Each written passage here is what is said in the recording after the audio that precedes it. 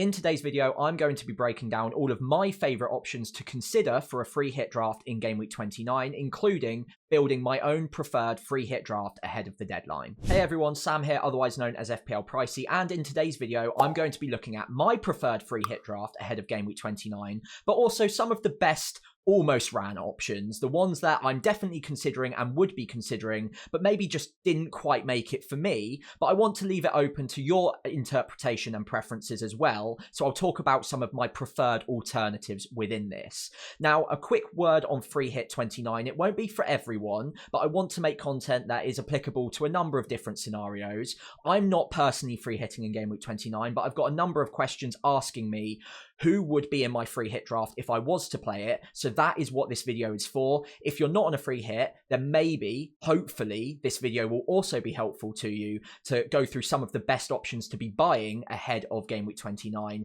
because some of the research I've done ahead of this will also be relevant to my transfers going into the deadline. Right then, so we'll start by talking about goalkeepers and defenders as a block. And as you'll come to see, it's quite aggressive in places. I've gone with double Wolves defence on this particular free hit draft. I do like other goalkeepers. Onana away at Leicester. You've got Sells, obviously, with a good fixture against Ipswich, but I really want to attack the worst possible sides on this free hit, and Wolves defensively haven't been so bad statistically recently. Southampton in particular, though, have been extremely blunt in the final third of the pitch. They've only scored 20 goals this season after 28 game weeks, by far the poorest in the league. So if there's one team that I back to do decently defensively, it's probably Wolves this week. Sarr and Aït-Nouri both come in at a cheap price, and Sarr in particular is a good goalkeeper to back on a free hit, especially because there aren't too many other positions that I'd be including Wolves players in at the moment. Midfield and up front, especially without Cunha, I'm not too interested over some of the alternatives out there. What I've also done here is included Johnston as my backup keeper. The reason for that is that at times this season, Sarr has randomly been injured or rotated and Johnston has come in. I don't expect that to happen, but just in case, and we know crazy things can happen on a free hit, what I've done here is covered all the bases, and because I'm not using a Wolves spot anywhere else outside of my defence, I can afford to have Johnston on the bench as a cheap backup option, who, if Sarr doesn't play, we're pretty confident that Johnston will. Now, moving into the defence in particular, Aït-Nouri is also a good option in isolation. I am doubling up on the Wolves defence, and obviously that's putting a few eggs in one basket, but you want to attack the upside. As I mentioned, Southampton are very blunt at the back, and Aït-Nouri's attacking data is also very good. He does find himself in very aggressive advanced positions up the pitch. Southampton are very weak defensively. Again, the worst defence in the league, not only the worst attack.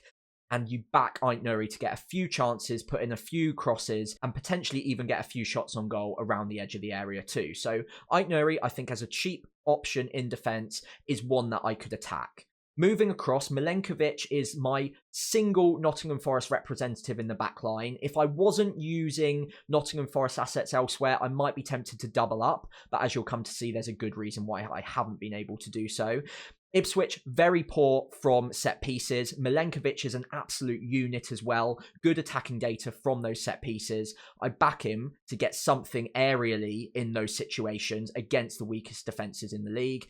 And of course, there's a good chance of a clean sheet against Ipswich as well. Nottingham Forest defensively, very strong, and he comes in at a cheaper price than the likes of Ola Aina.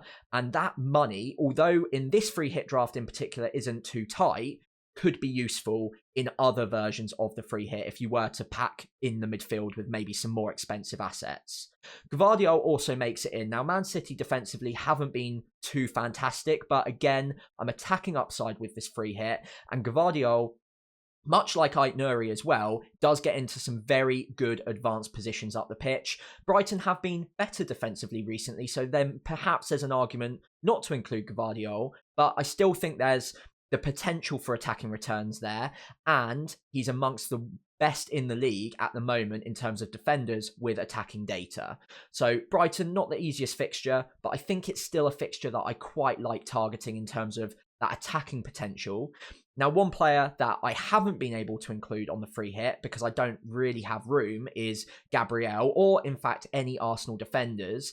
It is worth noting that they do have the best defensive data in the league, so it's perhaps maybe a little bit risky not to include them, but given that they're up against Chelsea and Chelsea's attacking data is not too bad either, I think if I was free hitting, I'd want to go against what the template might be for non-free hitters, and Arsenal defence is fairly well owned, and given that they don't have the easiest fixture, I might want to back against that and back against the clean sheet and provide me with the maximum potential upside for a free hit. Obviously, there's more risk attached by not having any Arsenal defensive coverage, but given the fixture's not the easiest, I kind of prefer these three for attacking upside, but also defensively as well in at least 2 out of the 3 cases.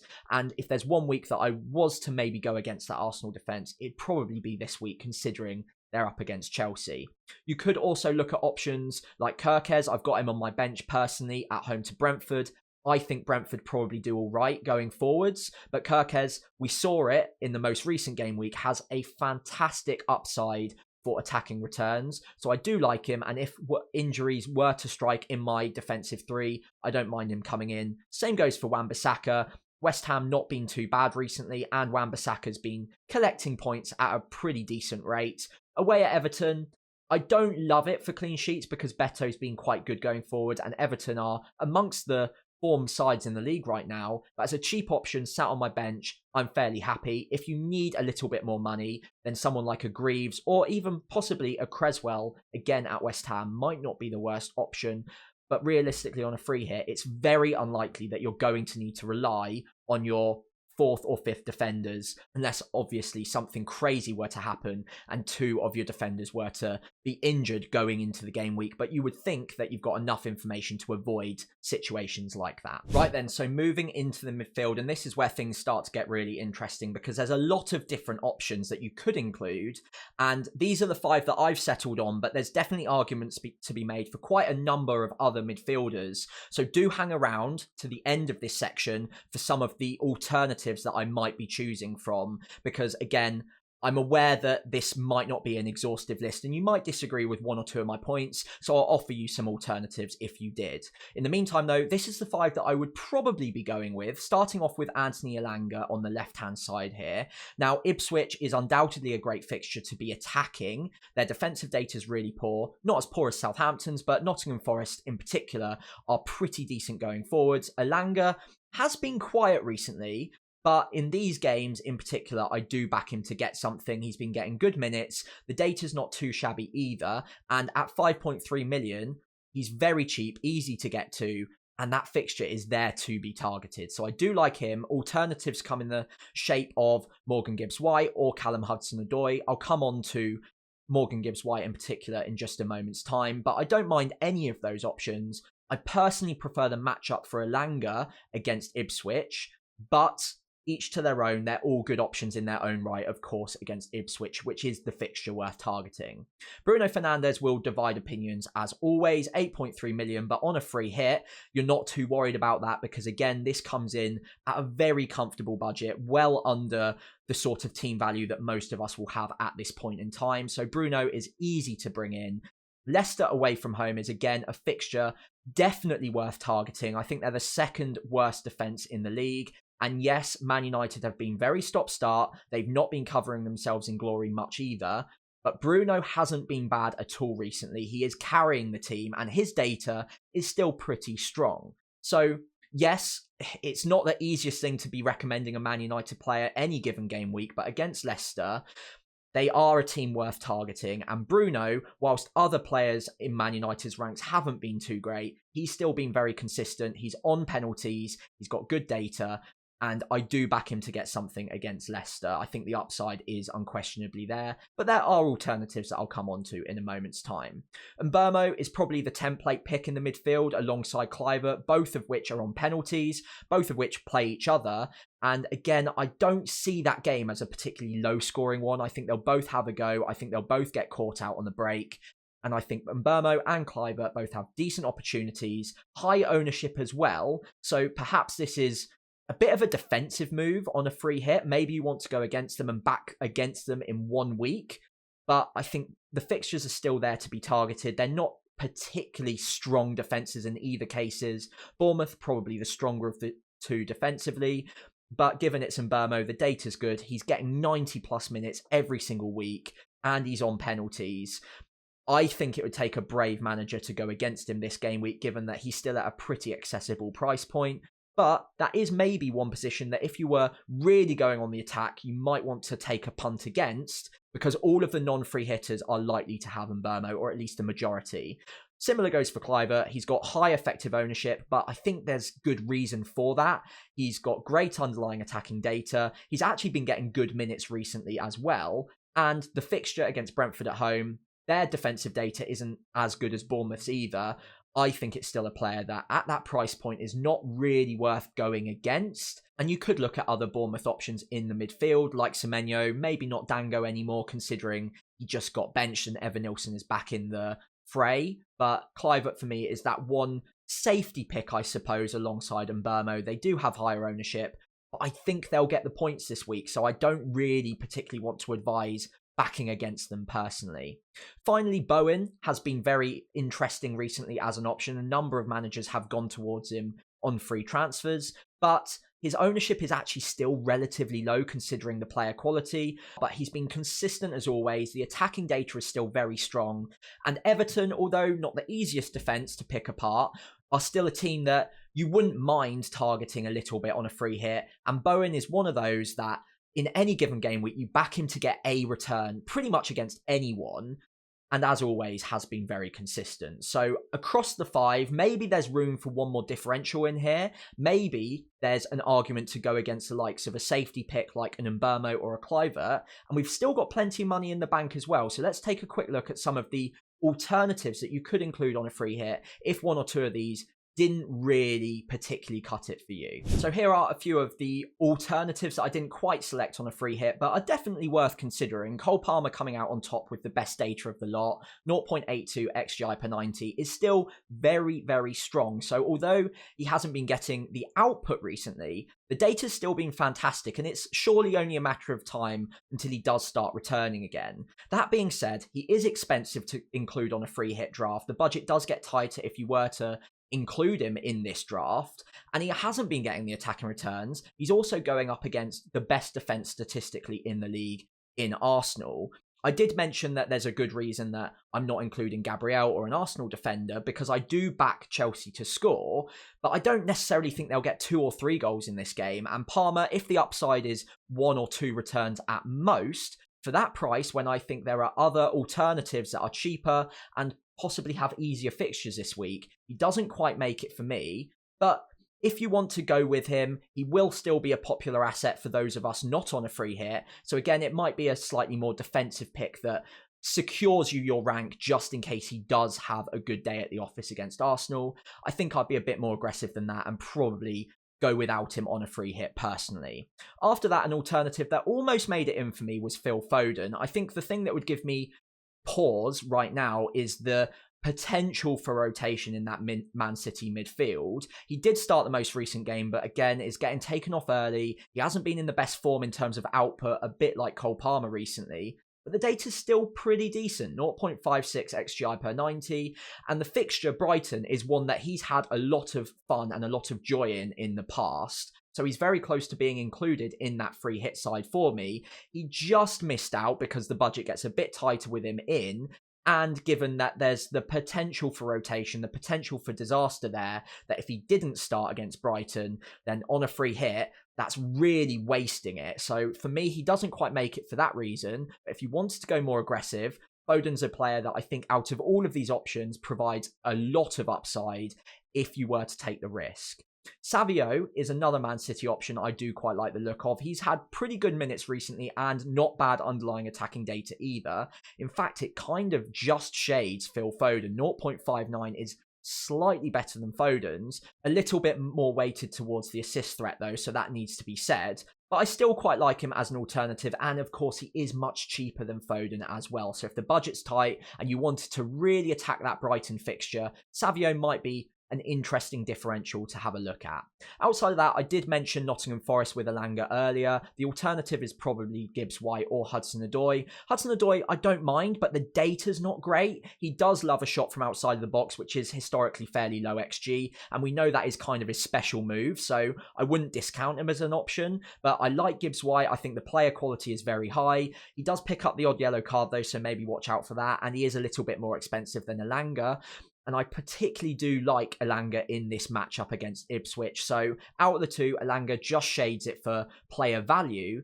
But Gibbs White and possibly Hudson-Odoi are good, interesting differentials as well to consider. Outside of that, Semenyo makes it onto this list because I picked Cliver over him on the actual free hit draft. Semenyo's been very frustrating recently, and the shot volume has come down a little bit. He's also been getting a lot of yellow cards, which as an owner has been incredibly frustrating, but the minutes are undeniably very good. So if you wanted that safety in terms of the minutes, Semenyo could be your guy, and the shot volume, historically at least, has been pretty decent. So there is upside there. The data's still good, and the fixture's worth targeting as well. So I don't mind him. Finally, we need to talk about the Arsenal assets as well. That Chelsea fixture doesn't scream points to me, and they have been struggling outside of that PSV game anyway, where they scored 7. They've been struggling a little bit in front of goal.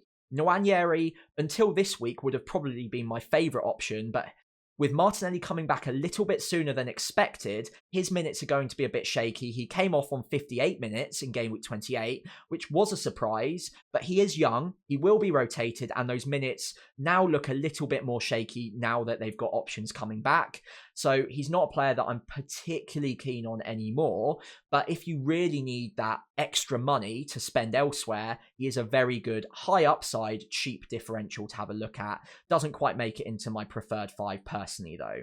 Trossard's another one with good attacking upside. Chelsea again is maybe not the toughest fixture defensively to break down, but I think there are better out there to be targeting. And like I said, like with Nwaneri, they do get rotated a little bit, and the underlying attacking data isn't so good that it would make me want to target them despite the fixture. And I think there are better alternatives out there. There is upside though, and we know Trossard is a quality operator, so there's all the chance that he could get an attacking return in this game. I think I'd prefer 5 or 6 other midfielders personally though. Right then, so on to the forward line. I don't think there'll be too many surprises here. Haaland with the armband, I think he is the standout captaincy shout this week, and an opportunity if you're on a free hit, because although his ownership will climb, everyone on a free hit will probably have him or very close to, and then quite a few people not on a free hit are looking at using transfers to get to him. I still think his effective ownership is going to be under 100%, so captaining him, you're going to get a lot of benefit if he does get the points. Now, of course, he might not. He's not been in sensational form recently, but the upside's there, and I do think that Brighton defence is still worth having a go against. And on a free hit, I think he does make a lot of sense to be owning. And I personally would probably have him as my standout captaincy shout. After that, you could look at maybe Fernandes or maybe Chris Wood. Now, Chris Wood is owned by pretty much everyone at this point. I finally bought him in game week 28. So I think most of us now will have Chris Wood. His effective ownership will probably be around about 100% when you include people who maybe even punt on captaining him this game week. Away at Ipswich, it's definitely a defence to be targeting, and Chris Wood's underlying data, although not sensational, has still been strong enough that you'd definitely want him in a fixture like this, especially considering that his return on that underlying data is phenomenal as well. So this will be the cookie cutter template up front 2 on a free hit, Haaland with Chris Wood. And Beto for me makes the bench, again, a nice option that I really like the look of. Against West Ham at home, he's been in good form recently and got really good underlying attacking data. Doesn't quite make it into the starting 11 for me. I slightly prefer the likes of Elanga, personally, but there's a couple of other forwards that I'd love to talk about now that very nearly made it into my preferred free hit draft, and I could have gone with a 3-4-3, including Wood and Haaland, but then also a third striker like a Beto instead of an Elanga perhaps, or maybe one or two of the other options that I'll mention now. Okay, so some of the forward alternatives that I do like the look of, and I didn't expect to maybe pick out quite this many, but the longer I look, the more I was tempted by a few differentials here. So this might be a position, that third forward, to have a bit of fun with. Now, the first two, Haaland and Wood, are pretty template. They're pretty boring, to be honest. But this third spot, there will be divided ownership if you were to go with a 3-4-3. Wissa comes out on top in terms of the underlying attacking data. I don't think that should be overlooked. 0.66 XGI per 90 is brilliant. But that Bournemouth fixture, if you've already got the likes of an Mbeumo in your midfield, you might not, and therefore Wissa might be more tempting. But if you go with double Brentford away at Bournemouth, yes, they combine a lot, and yes, they get a lot of attacking returns together, so assist and goal together. I'm not sure if it's worth doubling up against that Bournemouth defence, so I think maybe one or the other. Maybe the differential there would be to go with Wissa over Mbeumo rather than alongside, but you might think that you see something in the Bournemouth defence that is worth targeting, and you might want to go with both. Not my preferred option, though. I think Evan-Nilsson, out of all of these options, would be the one that I'd be most tempted by, outside of maybe Beto, who I've already spoken about. Now, Evan-Nilsson is a risk, and the reason I haven't ended up including him on my free hit draft is because he's only just come back from injury, but the data is good, 0.54. He did start in the most recent game week, in game week 28, and the minutes weren't that bad in that week either. So I think it is fairly likely that they increase week on week. But given that Dango Altara has not been too bad recently either, it would be a surprise to me if he got 90 minutes. And perhaps there's a slight risk that they do rotate him in some of these game weeks and start with a different striker like a Dango, just to manage his minutes a little bit as he does return from injury. And it was a long layoff as well, so he might not just be starting every single week. So a little bit of a risk there. But against Brentford at home, I like the upside. He's been a very, very good striker for his first season in the Premier League as well, and cheap enough that you can easily include him in a 3-4-3 and have budget to spare as well. So out of these options, out of the alternatives, Evan-Nilsson would be tempting to me, but that slight risk on minutes might put me off a little bit. Jimenez has a similar risk on minutes. I would be very surprised if he didn't start, but he does very regularly get taken off between the 70th to 80th minute. That Spurs defence is worth targeting. I think it's fair to say that they're still gettable in terms of attacking returns, and 0.61 is actually really strong for Jimenez at his price point too. It's just the minutes that would put me off a little bit. But again, if you rely on him for 70, 80 minutes against that Spurs defence, it might not be the worst shout. And I think he'll be fairly popular as a player to be holding on to if you're not on a free hit. So if you've reached this point in the video and you're thinking, who are the best strikers if I'm not free hitting? Jimenez isn't a bad option. If you've still got him, I'd definitely be playing him this week. After that, Marmoush at home to Brighton. I think he would have probably ranked a little bit higher if he was consistently getting starts, but given that he got rotated in game week 28, there is that risk there now, and the data has regressed a little bit in recent game weeks. I think he's starting to fit into a system more now. He's taken less shots outside of the box. To start with, he was very high on those shots, but I think he's been kind of shouted down by Pep a little bit to act as more of a supplier and fit into that system. So less keen on him now, and the minutes do look a little bit shaky. Delap could be an interesting differential. Nottingham Forest's defensive data up until the City game was trending downwards perhaps a little bit. It again isn't bad defensive data by any means, but again, from a differential point of view, Delap has been a quality striker this year and might not be the worst shout if you really wanted to go for someone out of the box. Strand Larsen, I would probably fall short of recommending him myself, but the fixture is definitely something that you could target against Southampton.